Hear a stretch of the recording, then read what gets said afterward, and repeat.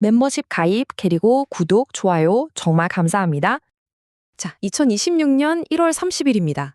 지금 시장을 보면 정말 정신이 하나도 없죠. 그런데 여러분, 제가 오늘 딱 잘라 말씀드릴게요. 지금 보시는 이 가격 폭락, 이거 사실 아무 의미 없습니다. 이건 그냥 연막이에요. 더 큰 그림, 진짜 거대한 살개도를 감추기 위한 거죠. 진짜 전쟁은 이미 끝났습니다. 레거시 은행, 그러니까 전통 금융권과 손잡지 못하면요, 그냥 살아남을 수가 없는 게임이 된 겁니다.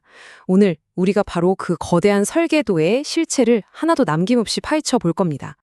오늘 우리가 따라가 볼 거대한 계획의 목차입니다. 총 5단계로 구성되어 있는데요. 첫째, 왜 지금 이 시점이 바로 거대한 리셋의 서막인지. 둘째, 월스트리트는 어떻게 자기들만의 디지털 성벽을 이미 다 쌓아 올렸는지. 셋째, 워싱턴, 즉 미국 정부는 어떻게 그 성벽을 향해 청신호를 보내고 있는지. 넷째, 그렇다면 그 성벽 안의 자산을 전 세계로 퍼뜨릴 선택받은 유통망은 대체 무엇인지. 그리고 마지막으로 이 모든 조각들이 딱 맞아떨어졌을 때 드러나는 거대한 설계도의 전체 그림을 확인해 보겠습니다. 자, 첫 번째 장입니다. 거대한 리셋의 서막. 지금 시장이 이렇게 혼란스러우니 많은 분들이 불안하실 텐데요. 근데 이건 절대 우연이 아닙니다. 오히려 낡아빠진 금융 시스템을 완전히 무너뜨리고 완전히 새로운 판을 짜기 위해서 아주 치밀하게 계획된 첫 번째 단계라고 봐야 합니다. 모든 게 보이지 않는 손의 시나리오대로 착착 진행되고 있는 거죠. 그럼 그 설계도의 첫 번째 조각은 뭘까요? 바로 이겁니다. 월스트리트가 이미 건설을 끝내버린 디지털 성벽. 아니, 대체 어떻게 자기들만 완벽하게 통제할 수 있는 이런 거대한 폐쇄 금융 요새를 우리가 모르는 사이에 완성할 수 있었던 걸까요? 이 성벽을 짓는 데 쓰인 핵심 벽돌이 뭐냐면 바로 RWA, 실물 자산 토큰화입니다. 뭐 부동산이나 미술품 같은 것도 있겠지만 진짜 그들의 목표는 따로 있었어요. 바로 저기 보이는 30조 달러, 우리 돈으로 무려 4경 원에 달하는 미국 국채 시장입니다.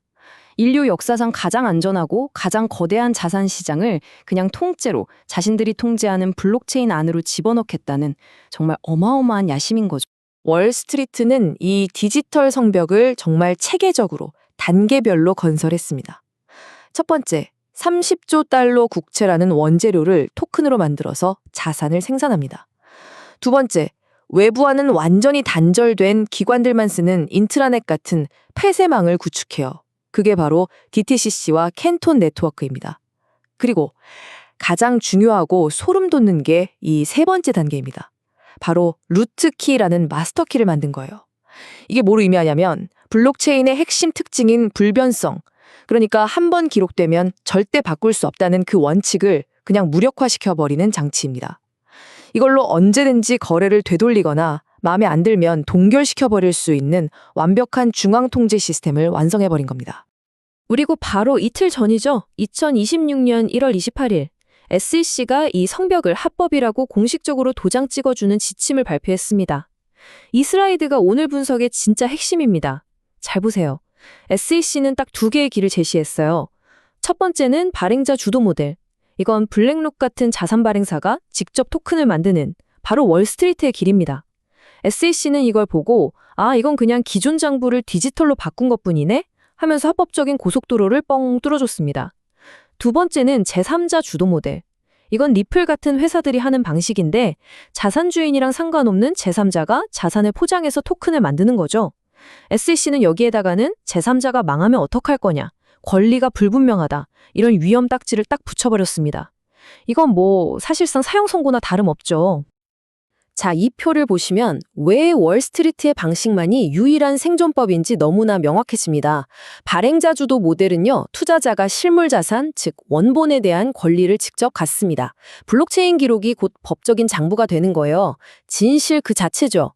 반면에 제3자 모델은 실물 자산이 아니라 중간에 낀 회사에 대한 간접적인 청구권, 한마디로 사본에 불과합니다. 가장 치명적인 게 바로 이 카운터파티 리스크인데요. 이게 뭐냐면 제3자 모델에서는 토큰을 발행한 그 중간 회사가 망해버리면 여러분이 가진 토큰은 그 순간 그냥 가치가 0이 되는 휴지 조각이 되어버린다는 겁니다.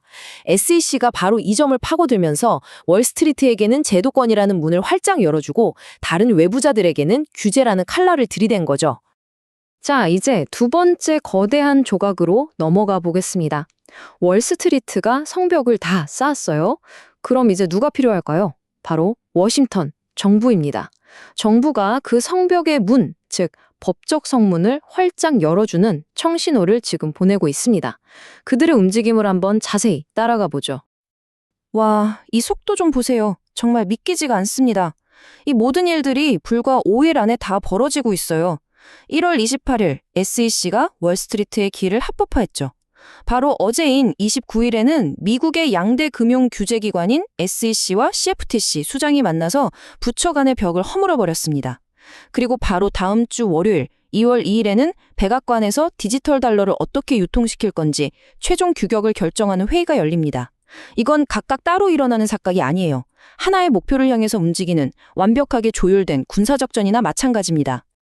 이 슬라이드는 바로 어제 1월 29일에 나온 발표의 핵심 내용입니다. SEC와 CFTC가 만난 게 그냥 차 한잔 하려고 만난 게 아니었어요.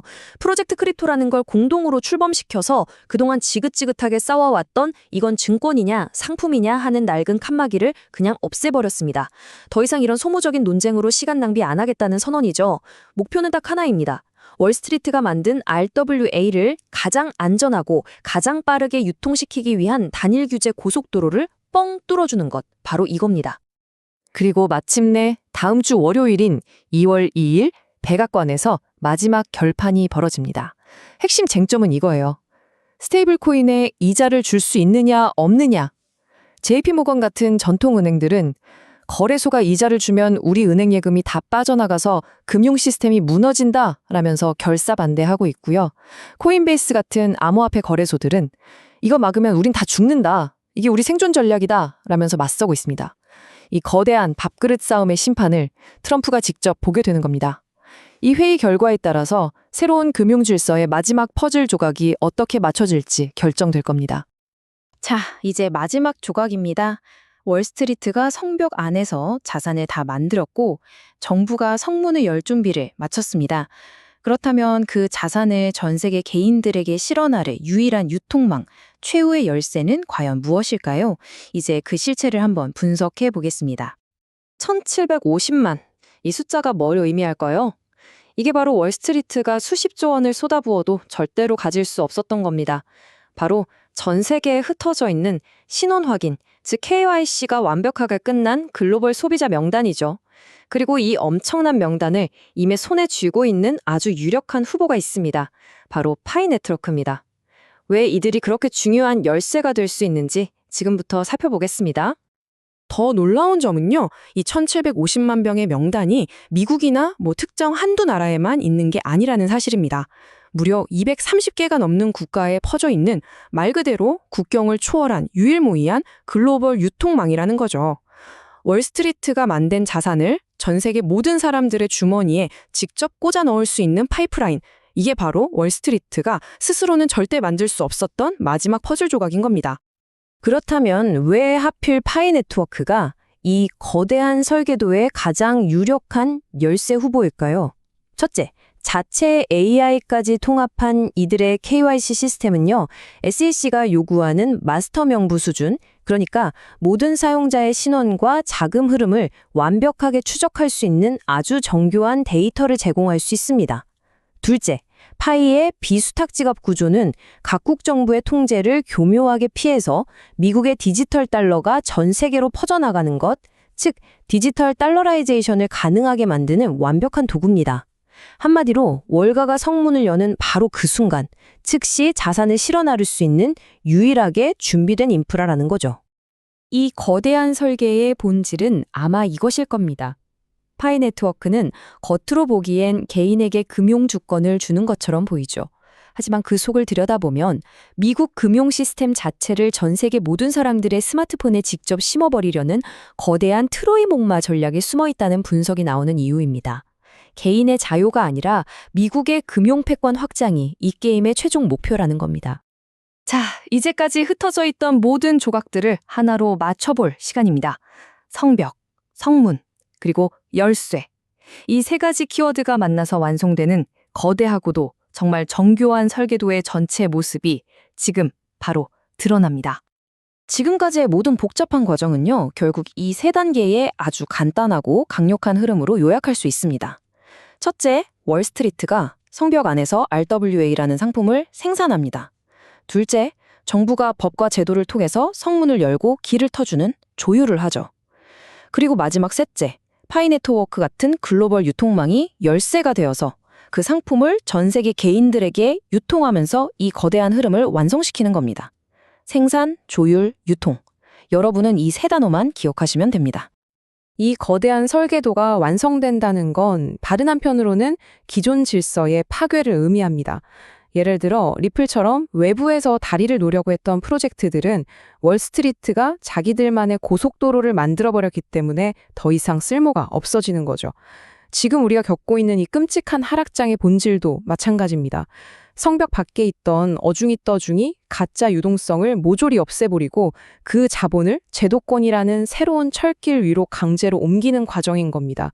비트코인 ETF요? 그건 역시 일반 대중에게는 종이 증서 하나 쥐어주고 진짜 알맹이인 실물에 대한 통제권은 기관들이 싹 가져가는 거대한 포획 작전의 일부로 볼 수 있습니다. 자, 모든 분석이 끝났습니다. 성벽은 이미 완공됐고 성문은 열릴 준비를 마쳤으며 열쇠는 이미 제자리에 꽂힐 준비를 하고 있습니다. 이제 남은 건 정말 시간 문제뿐입니다.